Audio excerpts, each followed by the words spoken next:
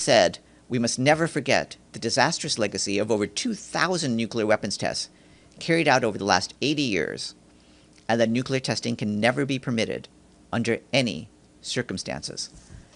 And with that, let me turn now to our guests. We're very fortunate to have with us Francisco Pichon, the resident coordinator for Cuba, and Gregoire Goodstein, the humanitarian coordinator ad interim for Haiti, who will join us virtually. I see you both. So first, Mr. Pichon, the floor is yours to talk about the situation in Cuba. Hold on. Can we get his audio, please? Now, all right, try can again. you hear me? Yeah. You're good. Thanks. Very good. Thank you. Good morning to you all from Havana. I will very briefly provide some highlights of the emergency situation in Cuba, what the national response has been so far, and the support that the UN is providing on the ground. Melissa is now classified as one of the 3 most powerful hurricanes ever recorded in Cuba, the strongest worldwide in 2025 so far. And it made landfall directly in the province of Santiago de Cuba. And for 6 hours, it battered eastern Cuba with very heavy torrential rains and sustained winds in addition to 200 kilometers per hour. And we have registered heavy rainfall across the 5 eastern provinces in Cuba, with a lot of destruction in urban and rural municipalities. Now, with respect to the preliminary assessments of the impacts of the storm, more than 3 million people were exposed to these life-threatening conditions. About 32 municipalities in 4 provinces of the eastern part of Cuba, and this includes the 2nd and the 4th largest city in the country, Santiago de Cuba and Holguín. But this information is still preliminary. So far, no fatalities have been reported. But, however, the authorities have indicated that near 240 communities are cut off due to the flooding and the landslides. So it's really still very preliminary. In terms of damages, a lot of housing destruction broadly.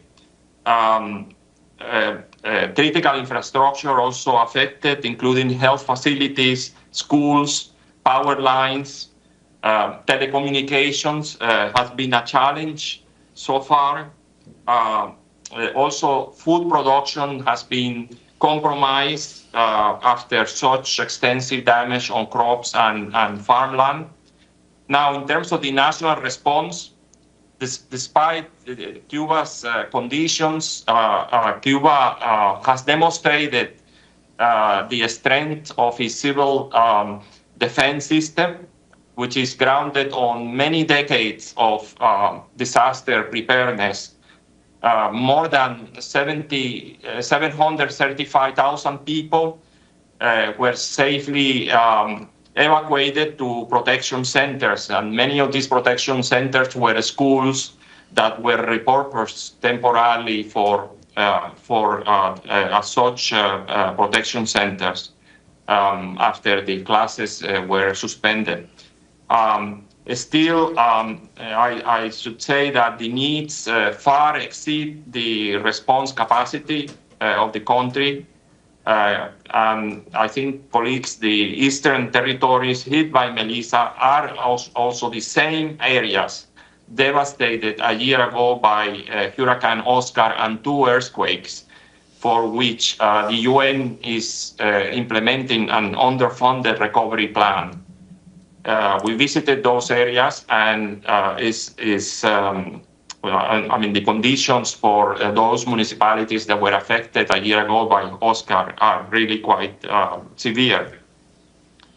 So the current emergency is also, I should say, compounded by droughts in the area and also by a serious epidemiological situation with the rise in arboviral diseases and also a very delicate energy situation with frequent blackouts.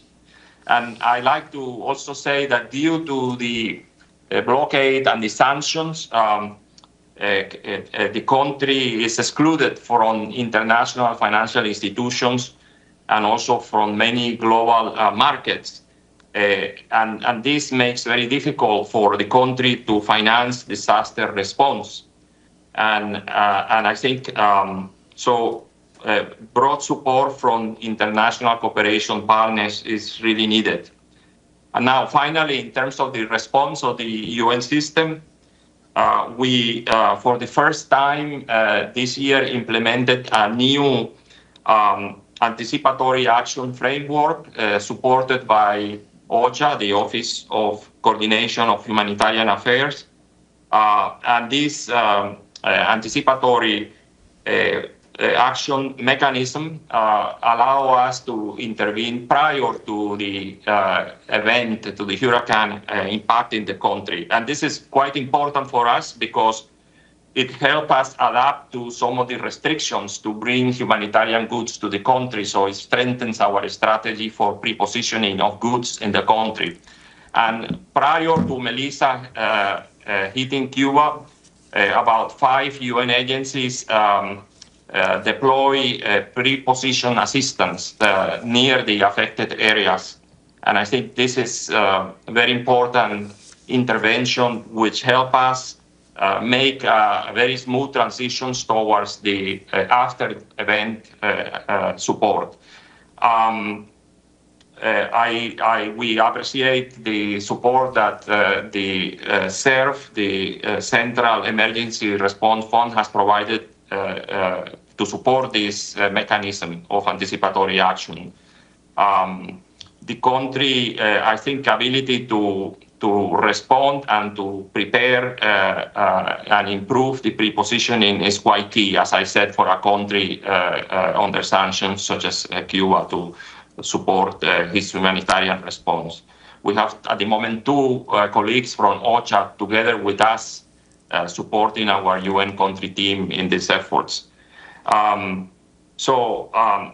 Broad support is required, and for that, the UN and the national authorities, the civil defense, the local governments are right now busy preparing an action plan to assist around 2 million people who are considered to be in greatest needs across 6 different humanitarian sectors, which are food security, health, education, shelter and housing, water and sanitation, and logistics. And we are working to launch this plan in the coming days. Thank you so much.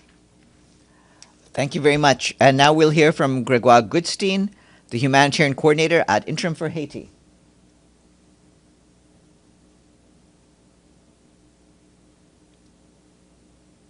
Wait. Hold on. I think it takes a second for the audio to kick in. Please connect Mr. Goodstein. Thank you. Try now? Nope. Hold on.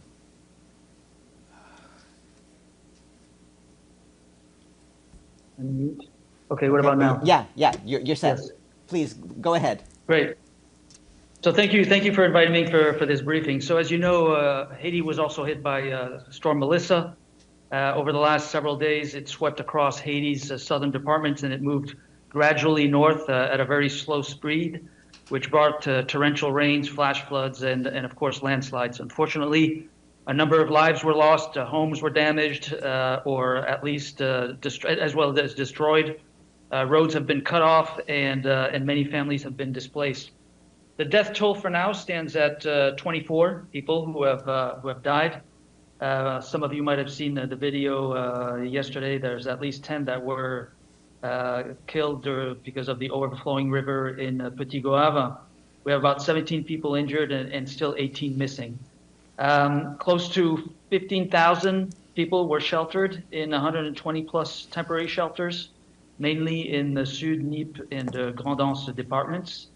And of course, there's been significant agricultural losses in many departments, including banana plantations, fruit trees that were destroyed, food crops that have been destroyed, saturated soils, and of course, access is a big issue. I wanted to highlight the fact that as Cuba, we here in Haiti also benefited from a fund that was set up last year, which is called the SURF Anticipatory Action Fund. And this allowed for the unlocking of close to $4 million to ensure rapid preparedness. And I want to note that I was here during Hurricane Matthew back in 2016. And I could see that the real difference that having funding in advance, which allowed for preparedness and planning, made a real difference. So by October 22nd, the UN agencies were able to deploy a lot of resources. Communities were mobilized, emergency stocks were transported and put into place. We had a few hundred evacuation shelters that were also opened, cleaned up, made ready to functions. You have to keep in mind, a lot of the families, when they left their homes, they prioritized women and children to be put in those evacuation shelters. Food, water, hygiene kits, medication, shelter materials were all pre-positioned in high-risk areas. And of course, we had rapid response teams that were deployed in sync with national counterparts. I think a big plus in the preparedness was also the fact that we were able to send out early warning messages to many parts of Haiti. I think I heard that there were close to 3.5 million messages that were sent out informing families of the danger and giving them clear indications on what to do, including going to evacuation centers. So I think that really played a big role in terms of saving lives. I want to also highlight the very proactive engagement and coordination that we had with national authorities, especially the Directorate of Civil Protection, la DGPC as we call it here, which really ensured that many lives were saved and that there was a lot of operational coordination throughout the response, which of course the response is continuing.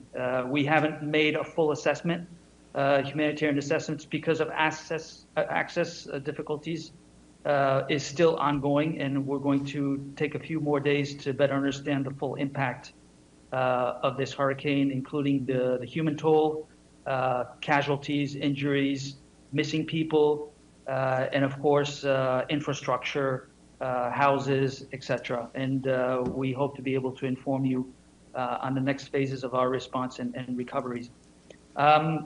We have to keep in mind that this all comes on top of an immense humanitarian crisis that Haiti has been facing for a number of years, right? We have 1.4 million people that are displaced because of gang violence, including with very severe and widespread gender-based violence, children at risk of recruitment by gangs, immense psychological distress amongst the displaced population. So all of this is coming on top of the very critical situation that we're facing now. There's also 5.7 million people, which is about half of the population, that is going hungry every day. We also have flashpoints of cholera, including here in Port-au-Prince, in the capital. So we're also having a public health emergency on top of all the existing vulnerabilities.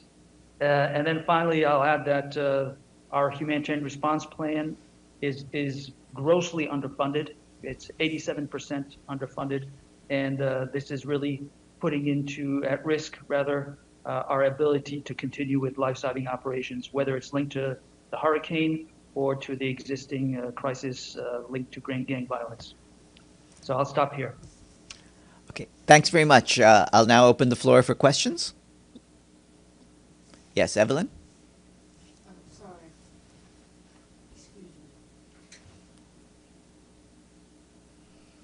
Yes, Evelyn Leopold. Was there a looting of your supplies in Haiti because of the gang violence that's going on there? No, we haven't had any reports of any looting of supplies, nor of any supplies being redirected or taken over by gangs. That's good. Any further questions? Yes, Linda. Excuse me. So, just to clarify, what is the most important thing you need right now, in terms of dealing with the hurricane? Is this for Haiti? Yeah, is that for Haiti or for Cuba? Haiti. For Haiti. I mean, for both, Oh. but for Haiti to begin with. Gregoire, maybe you first, and then Francisco. But like I mentioned, because of still significant access issues, there are roads that have been destroyed, towns that are inaccessible right now. Thankfully, we do have UNHAS, but also because of the weather, we've had to interrupt a lot of the flights. But it's clearing up now. Even as I speak, I think it's a weather that allows for flights to happen. We need to do the assessments to really understand the extent of the damage and the human toll. But essentially, what we're looking at is securing the funding that we need to actually implement the response plan that we have throughout the country, not just linked to the hurricane response, but also linked to displacement and the gang violence. So what we need right now is the funding. We have the teams on the ground. We have the coordination structures with the government, but we don't have the resources. Francisco? Yes, thank you for the question. As I indicated, broad support, I think, is needed from international partners.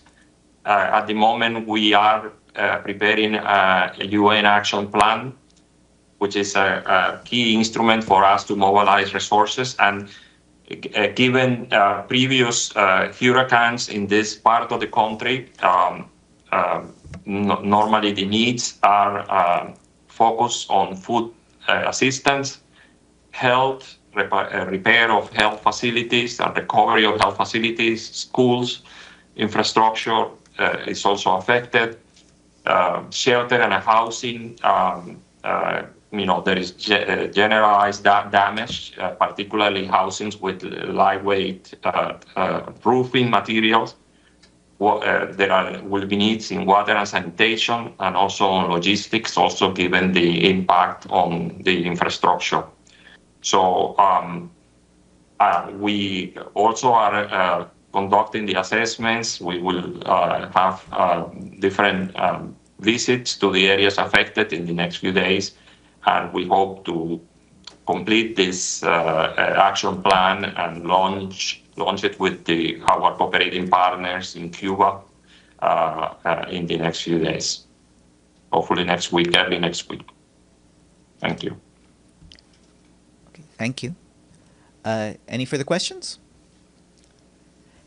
If not, I would like once more to thank our guests, Francisco Pichon, the resident coordinator for Cuba, and Gregoire Goodstein, the humanitarian coordinator at Interim for Haiti.